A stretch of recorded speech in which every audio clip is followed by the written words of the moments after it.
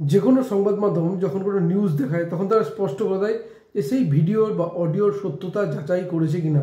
কিন্তু রাজ্যের মুখ্যমন্ত্রী রীতিমতো একটি এক্স হ্যান্ডেলে পোস্ট করলেন এবং সেখানে দেখালেন যে দিল্লি পুলিশ নাকি মারধর করেছে এই বাংলার বিশেষ করে মালদার এক শিশুকে এবং তার পরিবারকে, এবং সেই ভিডিও এক্স হ্যান্ডেলে পোস্ট করার পর রীতিমতো তোলপাড় হয়ে যায় গোটা বাংলা।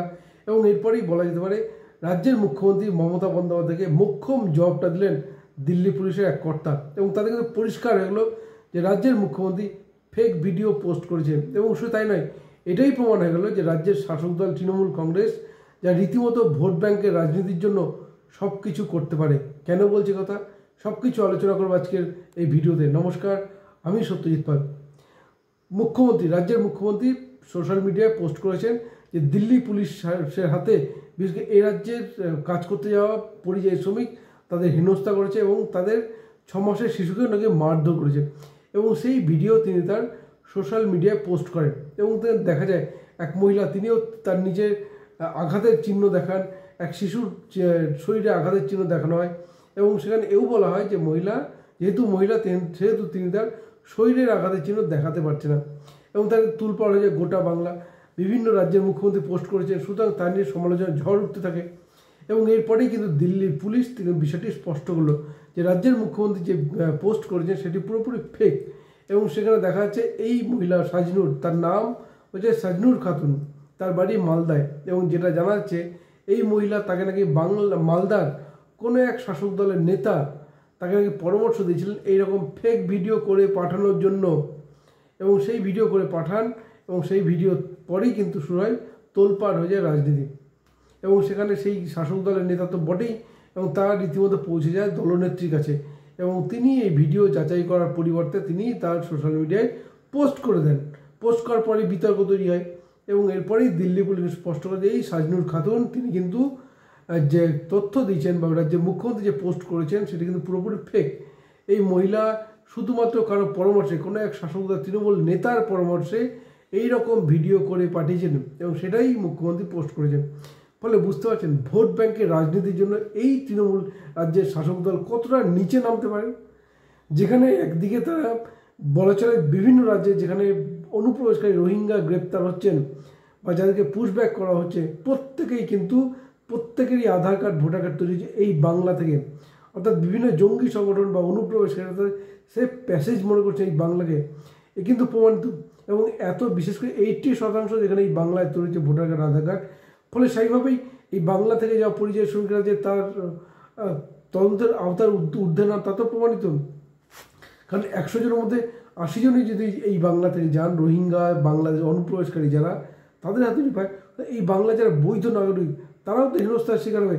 তার জন্য দায়ী এই রাজ্যের শাসক দল, কারণ তারাই এই রোহিঙ্গা অনুপ্রবেশকারীদের বিশেষ করে এই ভোটার আধার তৈরির পরামর্শ দিচ্ছেন বা তৈরির ব্যবস্থা করেছেন সামান্য কিছু টাকার বিনিময়ে। অর্থাৎ কিছু টাকার বিনিময়ে এই রাজ্যের শাসক দল নেতারা যে নিজের দেশটাকেও বিপদে ফেলতে পারেন তা তো বারবার প্রমাণিত হয়েছে। এবং সেই কাজটাই করলেন এবার, যেখানে রীতিমতো ফেক ভিডিও পোস্ট করেন। এবং এই সাজনুর খাতুন, যার আত্মীয় মালদা জেলার এক তৃণমূল নেতা, যিনি পরামর্শ দিয়েছেন ঠিক এইরকম আঘাতের চিহ্ন দেওয়া ভিডিও করে তাকে পাঠানোর জন্য, এবং তিনি পাঠিয়েছেন যথারীতি সেই আত্মীয়র কথা মেনে।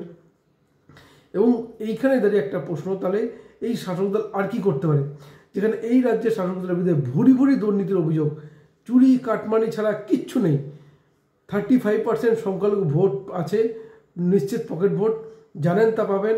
এবং সে তার উপর ভরসা করে বলে সেই সংখ্যালঘু সেন্টিমেন্টকে কাজে লাগানোর জন্য এই ফেক ভিডিও আসলে রাজ্যের মুখ্যমন্ত্রী তার কাছে দেশটা পড়ে।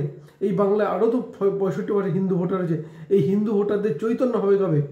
কারণ এই রাজ্যে যে 35% মুসলিম ভোট রয়েছে, মুসলিম ভোট তিনি পাবেন নিশ্চিত তিনি, কারণ পেতে গেলে তাকে এরকম ফেক ভিডিওর আশ্রয় নিতে হবে এবং সেন্টিমেন্টের রাজনীতি করতে হবে।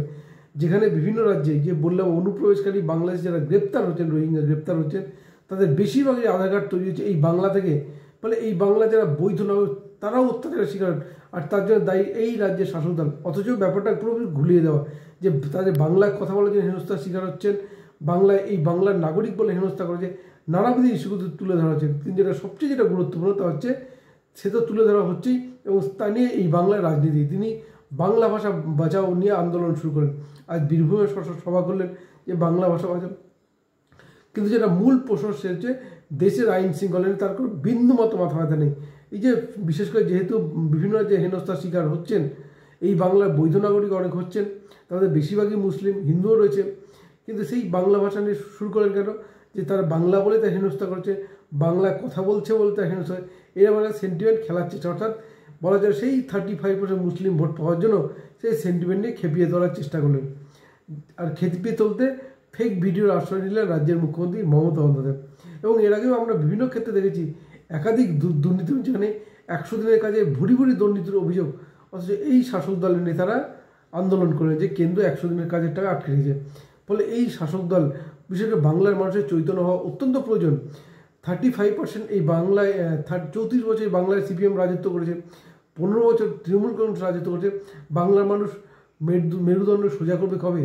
কবে তারা নিজেরা বল প্রয়োগ করে, যেখানে সংবিধান তাদের অধিকার দিয়ে ভোটাধিকার প্রয়োগ, নিজেদের পছন্দ মতো দলকে জেতানোর, সেখানে কবে এইরকম দুর্নীতিগ্রস্ত সরকারকে টিকে রাখবে?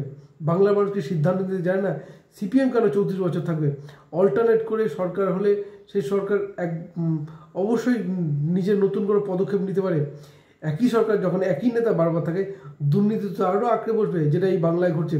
এবার শুধু দুর্নীতি নয়, দুর্নীতি তো রন্ধ্রে রন্ধ্রে পৌঁছে, সেটা সবার জানা। কিন্তু যে ফেক ভিডিওর আশ্রয় নিয়েছে রাজ্যের মুখ্যমন্ত্রী স্বয়ং, তিনি পোস্ট করছেন ফেক ভিডিও পোস্ট, সেই সেন্টিমেন্ট খোলার চেষ্টা করছেন। এটা কিন্তু বাংলার মানুষের জন্য অত্যন্ত চিন্তার। সুতরাং আগামীতে কোন পথে যেতে চলেছে এই বাংলা, অর্থাৎ এই সংখ্যালঘু মুসলিমদের নিয়ে নতুন করে খেলার কিন্তু পথে নেমে পড়লে রাজ্যের মুখ্যমন্ত্রী মমতা বন্দ্যোপাধ্যায়।